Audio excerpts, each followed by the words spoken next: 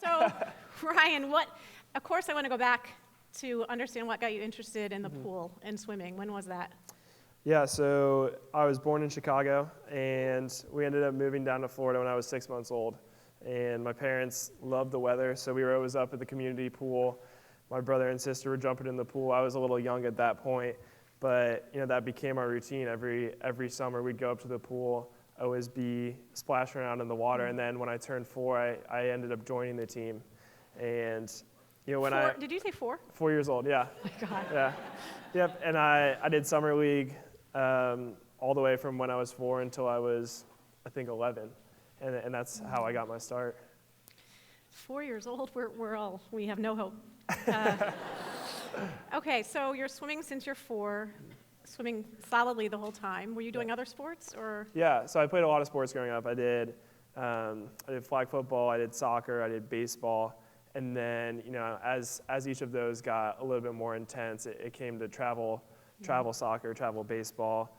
Flag football turned into tackle football. And at that point, I just decided that I was going to go all in with swimming. And, I was 12 when I made that decision. Yeah. We're really. So were you at 12? Did you say I want to swim in college? I want to swim in the Olympics? Yeah, I mean that was always my goal. Anyone who starts swimming, they have that Olympic dream, whether it's rec swimming or year-round swimming. That's really how it always starts out. And that was always in the back of my mind. And by the time I got to 12, I realized that I had a natural talent in the water, and that's when I decided to put in as much effort as I could to make that dream a reality. Did you go to your parents and say, I'm going to be an Olympian, just so you know? I don't know how many of you guys watched the Olympics this summer, but that was the thing that they were pushing out. I made this little book when I was, I think, in 2nd grade, where I dedicated a book to my mom, and it was titled My Swimming Life. And so it went through my whole swimming career up to that point, the first 5 years of summer league, and and then it went into my goals and aspirations, and my goals were to go to the Olympics, win a gold medal, and set a world record. Did she cry? I'm assuming she cried. I'm going to introduce you at the end, so I would have cried. So why did you select Cal? For a ton of reasons. First off, the coaches I felt were hungry. They had a lot of success, but they were relatively young. Yeah. They felt like they could do more. And I was really drawn to that motivation, that passion. In terms of school, I wanted to go to a place that I wouldn't have gotten into without swimming. Oh, come on. Academic All-American? Cal was a place that I wouldn't have gotten into out of high school. And so I wanted to utilize what I had in swimming and help that propel me to a good academic institution. And finally, I wanted to be around people that I felt like I connected with. And the guys on the team were guys that I felt like were similar to me. And there were guys that I wanted to be around for my 4 years. So we did a little pre-talk, and he was really adamant that he didn't want to just talk about himself, but he wanted to talk about the team, which is such a testament to the next question I'm going to ask you. What's your favorite Haas-defining principle? Yeah. Yeah, I think the one that I embody the most is confidence without attitude, and I think that's something that's really necessary if you're going to be a good athlete. You have to go, in my case, go up behind the blocks with confidence, knowing that you've done an incredible amount of training, that you can compete at the highest level. But you can't have an attitude, because I feel like when you have an attitude, that kind of represents complacency. And in a sport like swimming, you have to grind all the time. You always have to be looking for something to improve on. And if you're complacent, you're not going to do that. It's totally impressive. I'm just in awe, but I have to keep going. I could just sit on the floor and listen. Tell me a little bit about the team and the teammates and how you all work together, how you act obviously as a role model for the other folks. Yeah, it's interesting as you go through your program, your role kind of changes. As you come in as a freshman, you listen to the seniors and you do everything that they tell you to do. And as you get older, you have your own experiences. You can start to impart wisdom on the younger guys. And especially coming off of last summer, I felt like a lot of the younger guys were looking to me. And so I took that as an opportunity to give them, share with them some of my experiences and some things that I wish I had done differently to help them not make some of the mistakes that I made in my earlier years. What was one mistake you made? I know I didn't have that question in beforehand. I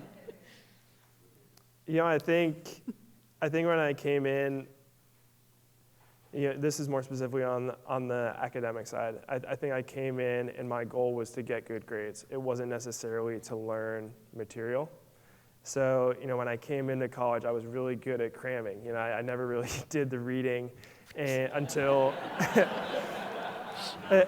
like the week before the test. And as I got older, I saw that there was a lot of value in knowledge.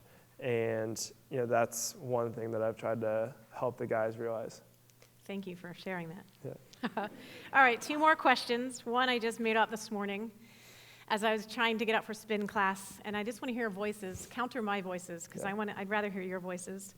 So the first voice I woke up with was, I don't want to go to spin. Maybe, could I be a no-show? Can I skip it? I feel that a lot of mornings. We have 3 morning practices a week where we're starting at 6 a.m. But at the end of the day, if I don't get out of bed, I feel an immense amount of guilt. And so that's kind of what gets me out of bed in the morning. Okay, I'm going to try that tomorrow. The second is, I can't breathe. I can't get air. Yeah, I'm underwater a lot of my workouts. So, so you really can't breathe. Yeah, I have the same thought.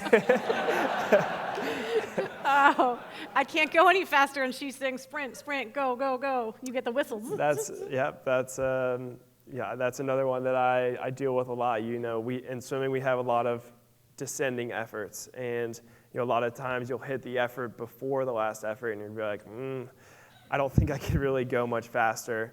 And that's when I start to try to focus on technique, try to focus on like the physics of my stroke, making sure I'm decreasing my drag, and doing everything I can to move through the water a little bit cleaner. So that's how I deal with that one. I'm so glad you have those same voices. What about when everyone else is going faster than you? And just in practice, because obviously you were in the Olympics. Yeah. Yeah, we have a sports psychologist come into us every 6 months on our team. He works with the Chicago Cubs, so he's has a lot of experience. And one of the things he says is, he says a lot more expletives than what I'm going to say is, you're not that bad if someone else is beating you. Maybe that person's just really good. And so, you just have to put things in perspective. Maybe the person that is riding their bike next to you is just Lance Armstrong or something. Or 22. Or 22. Okay, so the last question. I would like you to introduce 2 incredibly special people in the audience, and just what would you like to say to them? I'm sure you've done this on national TV, but you're going to do it in the national Haas stage. Yeah, I'm lucky enough to have both my parents here. Can you stand up? Can you stand up?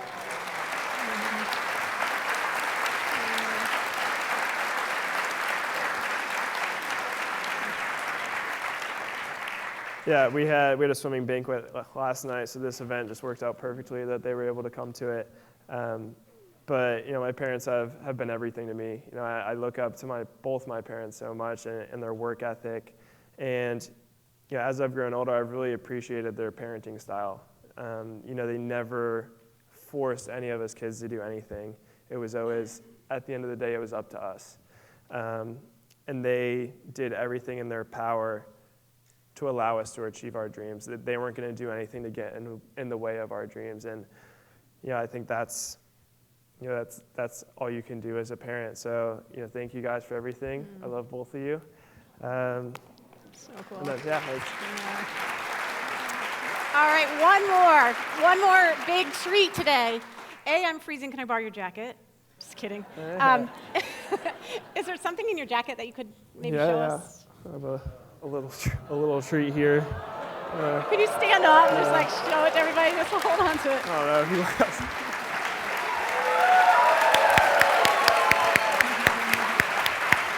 That's awesome.